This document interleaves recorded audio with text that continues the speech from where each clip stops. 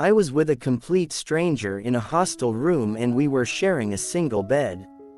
One bed, two souls. When I was shifted to hostel block C, I didn't expect anything to change. New room, new walls, same routine. Until I met him. They said there was a shortage of rooms. One bed, two people, temporary arrangement. That word, temporary, didn't prepare me for how permanent he would feel. He had a presence, not loud, not dramatic, just noticeable. The kind of guy you become aware of without trying. The first night was awkward.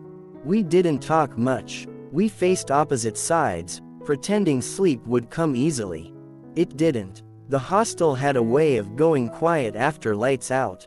Not silent, just still enough that you could hear someone breathe beside you. That was when I realized how close we actually were. Not touching, just close. Days passed. Mornings became routine. He woke up early for walks. Came back calm, hair slightly damp, energy different, lighter somehow. I never stared. I didn't need to. His presence filled the room anyway. We started talking without planning to. Late at night, about nothing important, about everything else. Sometimes he'd pause mid-sentence, like he was choosing his words carefully. Sometimes I'd do the same. We never crossed a line. But the line was always there. Visible, thin. At night, when the hostel settled, we shared the same space, not just the bed, but the quiet. The kind of quiet where thoughts get louder. I became aware of small things. The way he turned in his sleep. The space between us shrinking without either of us moving. It wasn't about desire. It was about knowing. Knowing someone was there. Knowing they could feel the same tension. Knowing neither of us spoke it out loud. One night, during a power cut, the room went completely dark. He laughed softly. I laughed too. For a moment, everything felt exposed, not bodies, but emotions.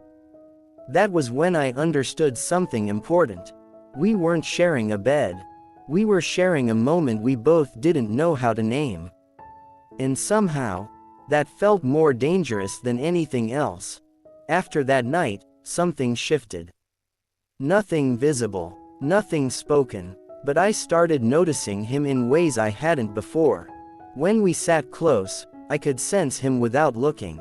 The warmth beside me, the quiet rhythm of his breathing. Sometimes, when he leaned in to say something softly, I caught the faint scent of soap on his skin, simple, clean, familiar. It wasn't overwhelming. It was grounding. It made the room feel smaller. There were moments when our faces were closer than necessary. Not because we planned it, but because the hostel didn't give us space, and neither did our thoughts.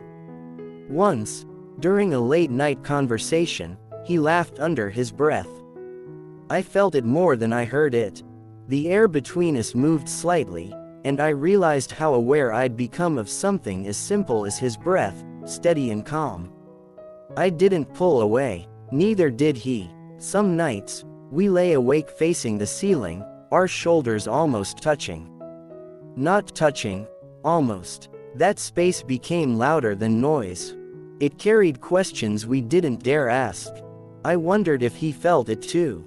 The closeness that wasn't accidental anymore. The way silence felt shared instead of empty. One evening, rain started suddenly. Loud against the hostel windows. The power flickered, and instinctively, he shifted closer, just a little.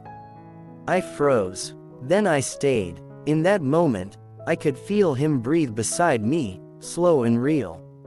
Not rushed, not nervous, just there, alive, human. It wasn't desire that filled me. It was awareness. Awareness that this wasn't just about sharing a bed.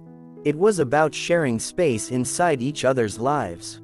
Days later, someone joked about our room situation. Asked how we managed. We both smiled. Said, nothing. Because how could we explain that nothing had happened? And yet everything had changed. There was one night when he whispered my name. Not urgently, just softly, like he was checking if I was still awake. "I am," I replied. That was all. But that was enough. Because in that quiet hostel room, with one bed and two souls, we didn't need more words. We already understood what the world outside didn't.